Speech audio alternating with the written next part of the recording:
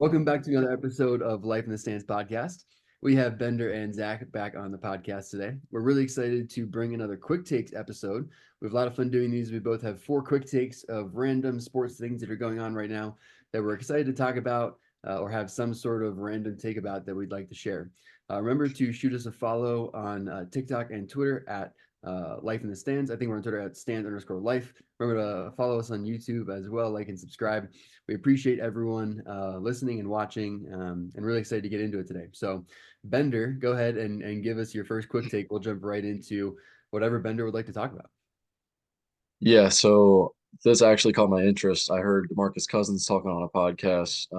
I like how all these OGs are kind of going out on different podcasts talking about their careers and different stories and all this. I have 2 quick takes on 2 of those stories. However, we're going to start with Demarcus Cousins. I've always been a fan of Boogie ever since he got drafted. He was dominant with the Kings for a while. Um, Eventually traded the Pelicans around the All-Star break to pair with AD at one point, a young AD before he became the glass man. But no, so I agree that DeMarcus Cousins and AD could have been the modern day Duncan and Robinson combo, but that's not my hot take. That's not my quick take. I think DeMarcus Cousins is better. Prime DeMarcus Cousins is better than Joker and Joel Embiid. I know a lot of people are going to be a little bit crazy about this one. To begin with, I'm already a fan of Joel Embiid over Jokic, if you've been following along. I think the next closest thing to Embiid is DeMarcus Cousins, and I think DeMarcus Cousins is a much better passer than Embiid. Um, there are several stats that I want to pull up here. He had one season, his best season with the Kings. I believe he averaged, let me find it here. He averaged about 27, 12, 5, like 1.5 steals, 1.5 blocks. Um, all was like 35 plus from 3 point range, 45 plus from regular field goal range, about 10 free throws a game. I feel like you can't beat his dominance, and I feel like he's just the better option here. I'm surprised you read that stat line because I feel like it just took away your entire argument when before Embiid was injured this season, he was averaging like what was it, like 36 and 12 or 13 as well. And then his assists were to career mark, it's career mark too. And I think his passing game has really improved. And I think it's hard, Boogie might have some more like highlight kind of passes and things, and I would agree with that. But if you're gonna bring up the number of how many assists he's getting, I mean, 5 assists in one of his best seasons, that's not much more than we've seen Embiid do throughout his career. Embiid has averaged, somewhere between probably 3 and 5 assists a game for the most part too. Um, so it's interesting. I mean, Boogie was dominant, don't get me wrong. I think putting him above Embiid in Joker is a lot. You sound like an old head. Well, yeah, I definitely do. My thing is, if you're going to argue this, I think you're going the right route with Embiid. I think you could argue between Boogie and Embiid all day long. Um, to me, I feel like Embiid has proven he could play without other superstars early on in his career, and then he could play with superstars. The big knock on Boogie before he got traded from the Kings to the Pelicans was that, oh, his stat line looks the way it is because he's the only guy there. Um, I know the Nuggets right now have a lot of dogs on that team, but I don't consider anybody else a superstar on that team. So I kind of put Joker's success, yeah, he's good, but like also to the system and his usage. Um, Whereas Boogie could prove playing with what he had Rondo, Andrew Holiday paired with AD um, at the time, which again I believe is a championship team. And if you want to talk about like winners, I think they had a chance because Rajon Rondo was on that team. He won wherever he went, especially when he was younger, and he was younger coming out of that. Had a lot of success with Boogie in Sacramento. Um, I just think DeMarcus Cousins, based off pure eye tests, and similar stat lines to Embiid. He's not the 30 points per game on average scorer. I think you could argue different eras, different times still, just because that was early 2010s. Now that we're in like the 2020s, I feel like we're definitely some softies pre or post COVID. Um, but yeah, I think Boogie was more dominant, and I would take him over Embiid any day of the week. Yeah, it's a good argument to have. I would like to see a prime Boogie and a prime Embiid one on one. That would be might be the most one of the most skilled big men matchups ever, both offensively and defensively. Mhm. With what they're both able to do defensively, that's really cool. But that being said, I'm going to jump into my first quick take, which is Jay Cutler benched 23 bench press reps at his combine performance, and normally quarterbacks don't do the bench press at all. So Jay Cutler does the bench press, and he does 23 reps, and not a single linebacker from this year's NFL Combine did 23 bench press reps. So that just shows you, the freak that Jay Cutler was in a weird way. But also, interesting that none of the linebackers are getting to that kind of weight. That being said, we did have a couple of linebackers that were really fast at the combine this year. So my quick take is that I think the NFL is slowly molding into a no linebacker league. And what I mean by that is, think about the linebackers on the Kansas City Chiefs this year. Like Drew Tranquil and Willie Gay are your linebackers, and they're small. They're not your traditional 250, 240, 6'2", 6'3" kind of behemoths that you have normally taking on offensive linemen and shutting blocks and making plays in the run game and all those kinds of things. So what I see is the NFL really shifting to this sort of like, they want like 4 or 5 safeties on the field. Guys that can get out and they can guard a tight end. They can still take on, maybe a pulling guard who could be slightly off balance, or even, a tight end, or like a, some sort of secondary blocker, a fullback maybe. So have, enough weight on them to be able to do that, but also get out in space and cover and do the things that you need to do on defense in the modern NFL. So, I mean, like looking at the 40 times for some of these guys in the combine this year, I mean, the linebackers went crazy. You had two run in the 4.4s. You had Peyton Wilson and Kalen DeLoach run 4.43 and 4.47. That's not counting the edges that are probably going to play like some linebacker at the next level in Chop Robinson and Dallas Turner, because those guys also ran sub 4.5. Um, so I think that, when I look at the trends in the NFL, my quick take is that eventually we're going to start to see like no linebackers left, no legit like old school linebackers. Yeah, I definitely agree. I think you've seen a lot of transition more towards speed and athleticism rather than like the big powerhouse guys, like you said. Um, when I think about a traditional linebacker, I'm still thinking about Bobby Wagner, who led the team again in tackles for Seattle last year. So it's not to say you can't still have success at that size, like the traditional default build of a linebacker, but you're definitely seeing a lot more success with the speed and athleticism and like the smaller size at linebacker. Um, and I feel like it's also to keep up with skill. I feel like you're seeing a lot of mobile quarterbacks now. I think you need to have that rather than like the slow moving tackle guys where it used to be a ground and pound game. Right. Right. And then, I mean, if you just look around the NFL right now, think about the guys that are like just a couple of years ago, you thought of as top players in the league, top linebackers were on the NFL top 100 list kind of players that now are no longer like really in the fold. Like think of a guy like Leighton Vander Esch or even Jalen Smith. Yeah. And Mhm. and yeah, so I think there's probably a lot of names on that list of, some of those just beefier linebackers that the game doesn't make sense as much for it right now. For sure. Let's actually keep this in football, but I'm going to go to college football for a second here and just college sports in general. I'll keep it short and sweet, make it an actual quick take here. I think they need to give Reggie Bush his trophy back. I'm so sick and tired of him just sitting there with it.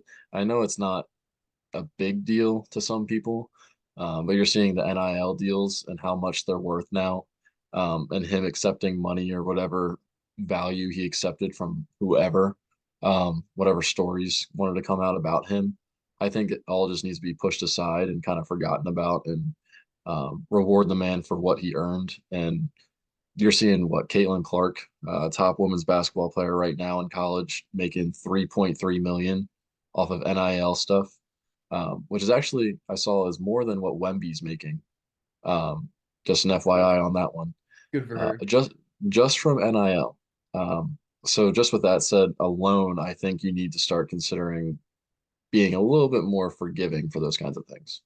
Yeah. Speaking of Caitlin Clark and NIL deals as well, did you see that the sports broadcasts stations in Iowa almost put together an NIL deal to try to make her stay at Iowa?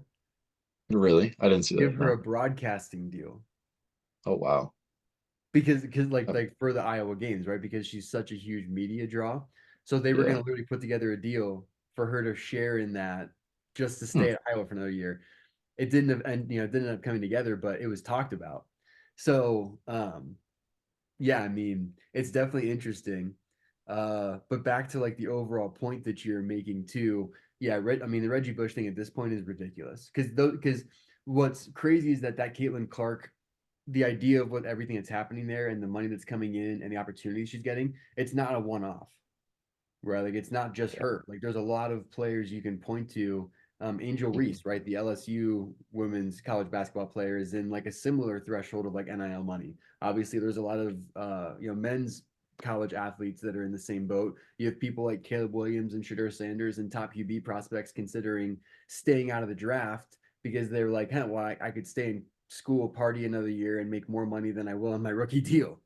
So Yeah. like yeah, I think the Reggie Bush thing at this point, it's ridiculous. It's ridiculous that it's not, it hasn't been like formally reissued, taken back, Yeah. whatever you need to do, like whatever you need to call that, but something needs to happen. Yeah. One last comment here. There's definitely a lot of people making money off the NIL deals, like you said, but kudos to Caitlin Clark because I think this movement going with her in women's basketball will do well for the WNBA. Agreed. Yeah, it's going to be really exciting to see. On the next quick take, I think Kyle Lowry actually makes a significant difference for the Sixers. And we could talk about his stats, and he's played like pretty decently since he's joined the Sixers. It's just a few games, so you can't really say much about it, but he's not really turned the ball over. He's getting some assists. He's getting the team into the offense. But what I see the most is like the grit from Kyle Lowry, and I also see the leadership and the on-court coach from him, especially because he's already played in Nick Nurse's system. So I think he just really brings some comfortability there. And beyond that, I thought that the Sixers really made a mistake by trading away Pat Beverly. And we brought in a guy in campaign who I think is much better offensively and brings a lot more to the table there than Pat Bev did, but I don't think brings as much defensively. And that was a concern of mine sending Pat Bev to the Bucks. Now you bring in a guy like Kyle Lowry, who is just a little bulldog that is going to fill that role that I thought like was kind of left vacant, that like heart and soul defensively, like the almost like the spirit of the team a little bit. I think you kind of just like inserted that right back in. So I think like my quick take saying all that is that I think he makes a significant difference, and I think Philly makes it out of the second round this year. I don't think that they I So don't think now you think that way with the additions. with the additions, I think so because the reports now are coming out that Embiid's going to be back, right? Mhm. So if Embiid's going to be back a little bit before the playoffs, hopefully, but even if he's not, I think the team can win a first round series. Because we're gonna probably end up at like the 5 seed, Somewhere in the middle. Yeah. somewhere in the middle, right? And depending on what happens, like we could end up with the Celtics in the first round, but we could end up with like the Knicks or even the Bucks in the first round. And I mean, the Celtics are the only team that I would say we're definitely going to lose in the second round to. But anyone else, I mean, I think it's pretty open. So I think having Kyle Lowry, like I think it does make a difference if Embiid is back and playing. If the team is constructed that way, I think it pushes the team past the second round, past the Celtics, because it's probably who they'd play in the Eastern Conference Finals is another discussion. But I think it gets them over that first hurdle at least. I think. Yeah, I don't disagree with anything. I like Kyle Lowry's leadership. I do like a lot of the other additions, especially Buddy Hield. If you look at his stat lines coming out here, but I think Kyle Lowry has close to a 5-to-1 assist to turnover ratio since Right. being a Sixer. Um, but I think the only thing you're missing there is a healthy Kyle Lowry helps. So as long as he stays healthy, I think he does provide quality minutes. I think that was his issue with the Miami Heat previously. So as long as he's healthy, I have no problem with it. But let's move on and keep it in the NBA. So let's preface this. Carmelo Anthony made some comments saying that he was on a phone call with the Detroit Pistons in the 2003 draft, and they basically were going to commit to him. They're going to draft him. Um, they actually passed on him to draft Darko Milicic, which everybody knows is a bust. Now I get Darko. What? No. Hey man, I but no, Darko Darko's was out there basically somewhere getting roasted. Just friendly fire. Caught a stray. But no, he was drafted more just to, I believe, replace either Ben Wallace or Rasheed Wallace on that team, just because they were getting a little bit older, not too much older than what LeBron's old now, but uh, but no, I think if Carmelo Anthony got drafted at number 2 to the Pistons, whether he would have been a sixth man or starting over Torian Prince or Tayshaun Prince, sorry, my fault. Um, I think that team could have won another championship or two. And I think the significant part about this is I think that team with Chauncey Billups and some of the other guys I already mentioned, Rip Hamilton's the only guy I forgot to mention out of that list. I think they could have easily won one or two and blocked LeBron James from one or two. So I think that would change the whole perspective on everything. LeBron's legacy outlook would change. You wouldn't be considering him over MJ anymore. Not to say he's not a really good player still at that point, but everybody looks at championships when you talk about a GOAT conversation. I think blocking him from one or two extra ones would have diminished that talk. And then you're also talking about Carmelo Anthony probably being a top 20 player at that point with one or two chips. Yeah, that's a really interesting conversation to have because you're right. And it almost feels like it would put Carmelo and LeBron on like the same playing field, right? Like the same tier almost, because they probably both walk out of that with, one or two championships, albeit in slightly different roles. But if you're thinking that happens, you're probably assuming that Carmelo almost kind of grows up with that Pistons team like Kawhi did with the Spurs as they were getting older, except the relationship stays good after you keep winning. But no, I mean, yeah, I don't disagree with that. I think it's really interesting. In an alternate universe somewhere, Carmelo is sitting with a couple of rings. Unfortunately, that's not this universe. Yeah, and there's a lot of what ifs, right? Like there was another trade I saw early 2010s, I forget exactly what year, when Kobe was still playing before he got all banged up, Achilles and whatnot. I think there was a trade where it was going to be Carmelo and Nene, who was a pretty serviceable big guy back then, um, in exchange for Lamar Odom and Andrew Bynum. And we know what Bynum turned out to be. Um, and then Lamar Odom turned into a drug addict. So you know what that happened to be too. Yeah, But yeah. I think putting Melo and Nene on that team instead of those two, I think gives them better running mates than what basically washed up Steve Nash and Dwight Howard were. Oh yeah, And I hundred think percent. you replace that whole thing, and I think you actually give Kobe a chance with that prime Melo and very solid starter in Nene. Yeah, I agree. Yeah, that's another really interesting one that was cool. I feel like there's a couple Lakers trades. I mean, even the Chris Paul one from way back, right?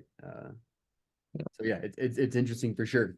That being said, I'm gonna hop back over to the NFL and I'm gonna talk about Russell Wilson because there's been a bunch of reports that the Broncos are officially going to release him and they're going to take on the largest dead cap hit in NFL history in order to release him. It's Rose. like close to $40 million. Yeah, it's disgusting. So the reason I'm going to talk about it is because most people think I'm going to talk about this because I'm a Steelers fan. I'm going to say that I want the Steelers. That's not true. I do think that we should just roll with Kenny Pickett because I think Matt Canada was the biggest issue. And looking at Arthur Smith offense, Kenny Pickett fits that at the pro level, like what he needs to do in that kind of an offense. He can play like a Ryan Tannehill. I digress. Back to the conversation at hand, which is Russell Wilson had a really good season last season. He threw 26 touchdowns to 8 interceptions. He had a quarterback rating of 98, which was 14 points higher than last year. and only like 4 or 5 points lower than some of his prime years in Seattle. 2021 Seahawks 103, 2020 Seahawks 105, 2019 106. In 2016 and 2017, he was actually lower. He was at 92 and 95 as a quarterback rating in those years in Seattle. So, like, I really think he had a resurgence last year. I really think it took him a while to figure it out in Denver. He also dealt with Nathaniel Hackett as a coach for his first year in Denver. I think Sean Payton came in with a Drew Brees system. And if you know anything about Russell Wilson, it's that he is the exact opposite QB of Drew Brees because Russell Wilson was all about the deep ball, layering it over defenders, getting arc on passes. Drew Brees was a drill sergeant. He was going to hit you for 3 to 6 yards 25 times a game. So, I think there wasn't really a great fit there to begin with. All that being said, he had a great year last year. I think people are discounting Russell Wilson. I think Russell Wilson, if he goes to the right team, if he goes to a team that really just needs a quarterback and has everything else in place, he goes back into the MVP conversation next NFL season. What team do you think is the right fit for him? I'm not going to agree or disagree with anything you just said. It makes me wonder because you said What not team? the Yeah. Steelers.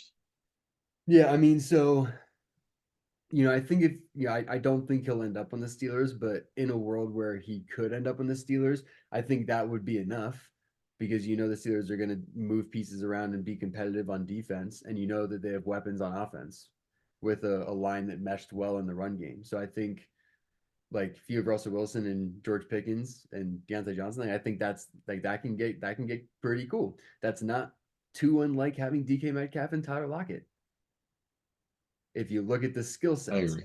you know. Yeah, So, I mean, yeah, like but there's a couple of teams that are in the running for just decent QBs. Like, I mean, you look at a team like the Raiders, who've had QB troubles, but have some pieces there on defense still.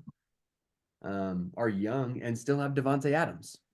So you pair up a guy like Russell Wilson and Devonte Adams. Um, even the Jets. We don't know really how healthy Aaron Rodgers is going to come back, but we know that team can be uber competitive. Um, so uh, I think there's a couple options out there, but uh, in the right situation, in a perfect world, if he does go to that right team, that right fit, I think there's potential for him to be in the MVP conversation again. that's what's interesting about it because I think the best fit for him is the Steelers. If you think outside the Steelers, I would think Raiders, just because I think somebody like Kirk Cousins will land on the Falcons if they don't trade for Justin Fields at that point. Um, Steelers should trade for Justin Fields, just saying. But no, I think you have to kind of wait and see too if you're him. Like you just said, he needs to be on almost like a win now team. Like that one last missing piece has to be him. Um, the Raiders, I don't think cut it because they didn't tag Josh Jacobs, so their running back's gone. They just got rid of Darren Waller last year. Even though he was always banged up, they got rid of Darren Waller last year. And there's no saying that Devontae Adams won't get traded to the Jets with Aaron Rodgers. That's what I don't trust. There's already rumors about it last year. I feel like if the Raiders don't look like a win now team, they don't really do anything in free agency or the draft. I think Devontae Adams is out of there. So I think if you're Russell Wilson, your only two spots are the Falcons and the Steelers. You could always end up on a team like the Patriots if they don't do anything in the draft, but likelihood is they will. Um, so I think he's in just a very weird spot right now, but I do think he can help a team win. Yeah. So a lot of this is a waiting game. Yeah. Yeah. I mean, what I will say is I think you make a good point about the draft because this is a really strong QB draft class, right? So if I'm a team that is looking at my QB room and saying, I want to bring someone else in, are you going to choose to bring in the veteran or Russell Wilson? Or are you going to just bring in and like everything that comes with bringing in Russell Wilson? Or are you just going to draft your guy, in the plethora of quarterbacks that are going to be available that are pretty solid prospects this year? That's where I like what I mention all the time, even with NBA or even MLB, with especially with the Phillies and their like timeline and championship window stuff. Russell Wilson doesn't fit a young person's timeline, like a young team's timeline. Like I don't think he fits an Atlanta Falcons team with a Drake London, Bijan Robinson, Algier, Pitts. Like they don't fit the same timeline. So for them, I think a Justin Fields or something in the draft fits that timeline better. Um, which is why I think the Steelers, they do have some young guys. Like you can mention some guys on the defensive end, O line, George Pickens, even, I guess. Um, I think that's still a win now team. He shouldn't be put on a building team. Yeah. Um, Yeah. Well, I mean, the Steelers are a win now team because you still have that real veteran presence, even if it's not on offense, right? Because you still have I mean, Najee at this point is going into his fifth year, so he's at this point. I mean, he's a veteran at this point. But you have Cam Hayward, you have T.J. Watt, you have Minka. Um, you have some guys there that are, even Chris Boswell at this point, like our kicker at this point, I think is a pretty respected veteran of the team. But yeah. Yeah, before I go to my next take, I do want to say one sleeper team that I could see him ending up on is the Tampa Bay Buccaneers, because I don't think they'll re-sign Baker Mayfield. that'd be another Um, really good one, especially since Mike Evans is still there. That's a yep. win situation. Yeah. Long-term contract with Mike Evans changes a whole lot with that situation.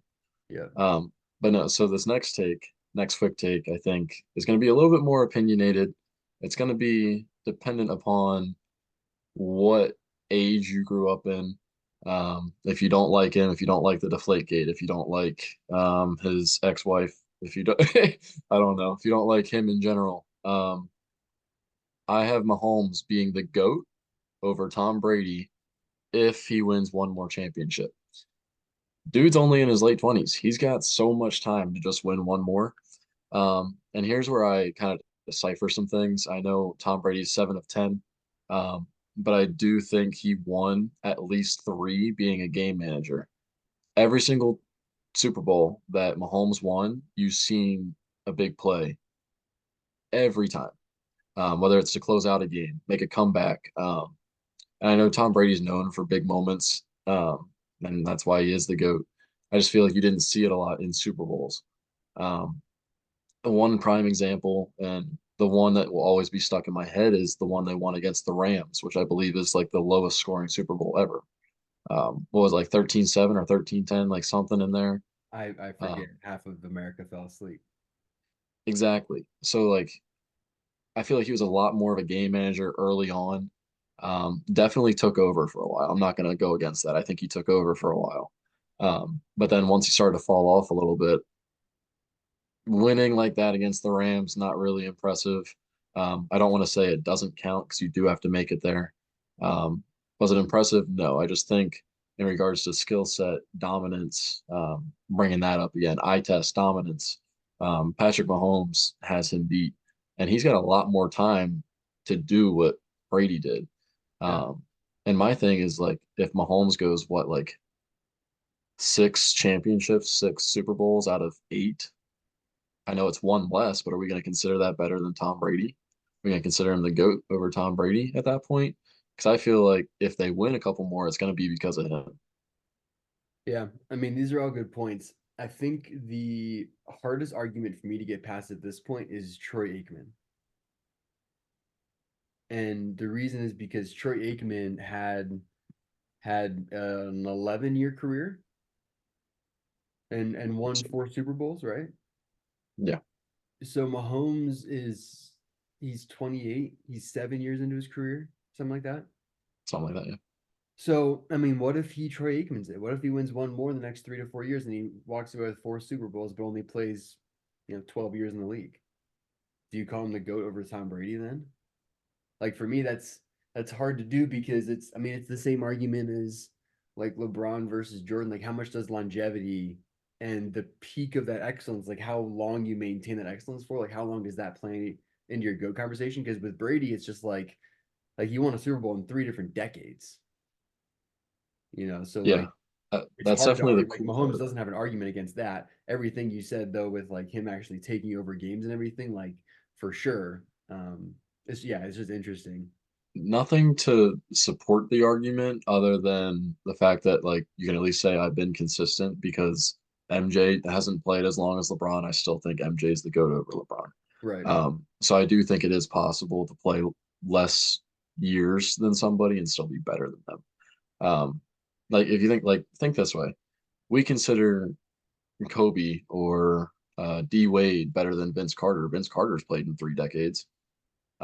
So that's kind of where I'm at with that. And Vince Carter was a superstar when he played for the Raptors and everything. So, He also didn't win um, anything though, and Kobe and yeah, Dwight I won get it. chips. In regards to like the age conversation and longevity Yeah, conversation, that's yeah. where I'm going with that. But um, no, I just think if Mahomes, even if Mahomes gets two more, that's what, five? Yeah. If he I gets mean, I think if two more in the next 4 or 5 years, I I think it's a mean, wrap. if we're talking about what I think is going to happen, I agree with you. I think Mahomes probably wins like three out of the next five or six. I think he gets to six and honestly, like I think if he gets to six by like 35, I see him playing to 42 if he can, Hmm.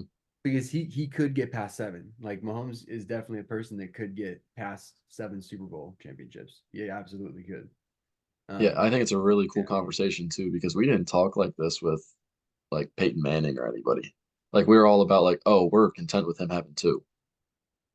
Now we're talking about like big money, like you got to win probably four Super Bowls to be valid in a GOAT conversation now. right. Well, I mean, when you're getting paid a $500 million contract over 10 years, I think you also have to show up a little bit. Very true. But we'll move into the last quick take here, which uh, is another GOAT conversation, and I'm gonna just go the opposite way. I think LeBron is the GOAT over Michael Jordan. I think he's the greatest player of all time, and it is the longevity conversation because LeBron now at this point has a triple double in career stats. Like he has over 40,000 points, over 10,000 rebounds, and over 10,000 assists in his career. Like if you just look at everything that he's done, it's hard to not consider him the GOAT. And then if you look like really holistically, all the stuff that he's done off the court compared to what Michael Jordan has done off the court and the influence that he has is also something that is far better. And you can make that argument and you can roll your eyes at that, but it's the truth, especially in today's NBA age of media and everything being on blast. So, if we're talking just pure basketball, still though, I'm still taking LeBron. LeBron is a more well-rounded player. He has the better physical skill set. He has the better physical tools, and I think if you put both of them in both eras, LeBron is more successful both times. Um, this is And gonna, I'll make one more point. Michael Jordan has never won anything without another top 75 NBA player on his team. we are not going. It's where we went. Oh my God, dude. Okay. I'm calling for this to be a whole segment next time we get the chance because I can't do this with you right now. Because you're such an Um, you have me pissed off. Um, there's so much to that. It's not even funny. I'm cool with the accolades. That is what it is. I still think MJ's the GOAT, and I kind of want to leave it at that because I don't want to turn this into a bickering argument for the next 5 minutes or so that we have left. Yeah, let me know if y'all want to see us in a freaking episode long argument about LeBron and MJ because that's what's probably going to brew up here. I'm interested to hear what your bickers would be, but I mean, like really, like from an analytical perspective, I really don't understand the argument for Michael Jordan. So I am interested and curious to hear what your arguments are because it is hard for me to understand at this point in his career. Like maybe the absolute peak of Michael Jordan is higher than LeBron's, but LeBron's peak is in that case right beneath it and like two or three times as long. So I get it. The only thing I don't understand is, first of all, how does being the GOAT put into what you do off the court? That's a different conversation because I do think MJ had an impact off the court, and we can get into that. However, that needs to be two separate conversations because I don't think that plays in part of the GOAT conversation. But I do think biggest impact makes a difference. And then you can start talking about Bill Russell and Steph Curry with that as well. I think that's a whole other conversation. right. Like I said, so I think we have our next episode outlined. Bender's gonna be hitting my phone up now for the next couple of days. Like, when are you free? When can we Uh-huh. record? Exactly. This is what happened after people started talking crap about Allen Iverson. And people started talking about Allen Iverson, and Bender started just blowing up my phone. He's just like, when I can blew up his phone so much in that same day. As soon as Wendy came out with those comments, I was like, podcast ASAP when you free. And now here What? we are back again because I've made some MJ comments that are completely legitimate. And before we wrap up, what I will say is I think the off-court conversation plays into the GOAT conversation because, and this is a conversation that I have with Aria actually a bunch when we're just talking about like celebrities in general, people in the media, people that are exposed to a lot of attention, have a lot of eyes on them, young eyes as well. I believe that when you're in that position, you are held to a different standard of being a human being than a normal human being. Like Bender, you and I don't have a lot of young kids looking at us like every moment of every day, being like, what are they doing? And then they go do exactly that. Like that's what Michael Jordan, that's what LeBron James, like that's what people in those shoes, that's what their life is like. So when you know you have that kind of impact and influence, it's of my opinion that you have a responsibility to be held to a higher standard and do more for the community and do greater good and be a positive influence, mostly at all times, which I agree that Michael Jordan has definitely had an influence off the court in a positive way, but he's also definitely had an influence off the court in some negative ways. Whereas I think it is difficult to find the flaws in what LeBron and his character have been over the course of his entire career. So I'll give you a moment to respond to that again for a little bit if you would like, because I see a couple of words already trying to come out, and then we'll No, no, no, no, no, no. Everybody's going to have to stay tuned for the next episode because we're not doing this all right now. There's not enough time for all that. it's too late at night. For those of you who don't know, we're recording late at night, but anyway, thank you again for watching and listening to Life in the Stands podcast. We have Bender and Zach on the podcast tonight. Remember to shoot us a follow on Twitter at stands_life and YouTube and Spotify and TikTok at Life in the Stands. And thank you again for listening. Remember to like and subscribe. And we'll see you guys in the next episode where we will bicker and fight relentlessly over Michael Jordan.